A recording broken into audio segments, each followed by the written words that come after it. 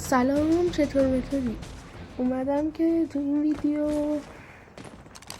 گانای مولتی و بتلمو نشونتون بدم و از هر کدوم که خوشتون اومد حتما بگید که اتچمنت هاشون رو تو ویدیوهای براتون بذارم. خب اول بریم سراغ گانای مولتی که ببینیم چه گاناییه.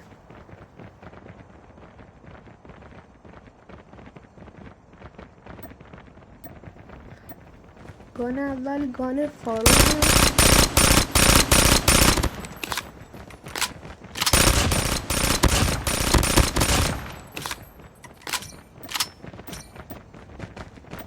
گان بعدی AK-117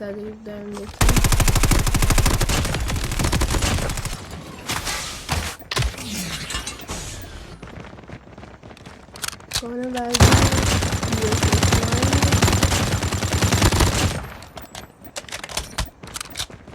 گان بعدی استرایکر میزنه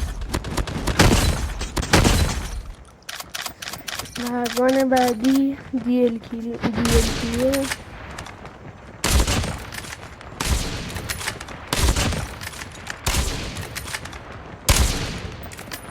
گان بعدی تندرا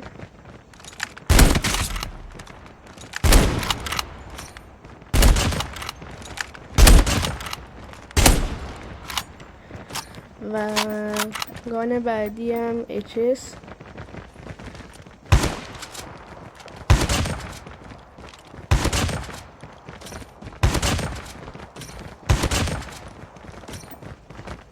گان بعدی گان بیوای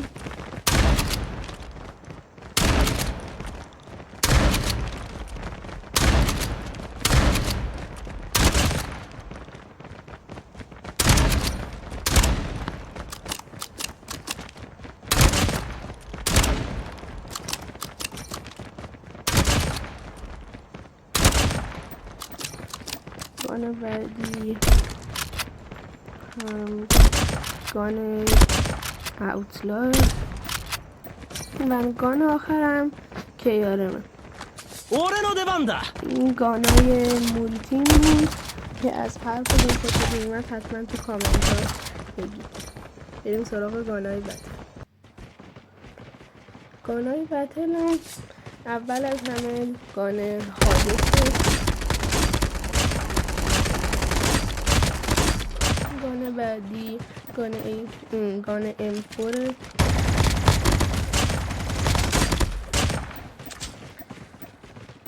گان بعدی گان AK-117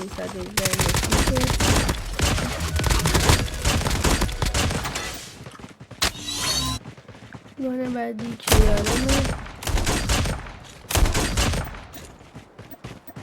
گان بعدی هم DLK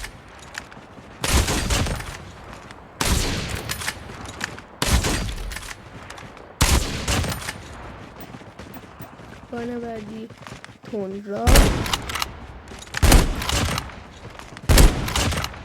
و گان بعدی هم HS هستش.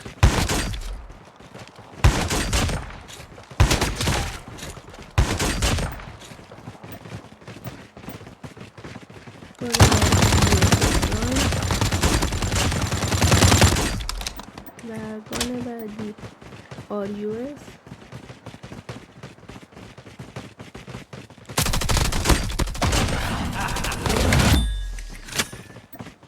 و گان بعدی هم کیرینگ 6.